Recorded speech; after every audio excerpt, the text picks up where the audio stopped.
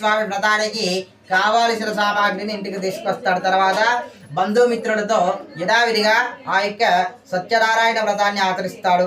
మరి ఆ వ్రతం యొక్క ప్రభావం వలన ధనమును, పుత్రులను, పుత్రికలను, సంతోషమును పొంది మరి జీవితకాలం అంతయు సకల సుఖములు అనుభవించి అంత్యమున స్వర్గలోకానికి ప్రాప్తి పొందరు. విద్యాధ్యాయ లభాప్త నమస్కారం తీసుకోండి.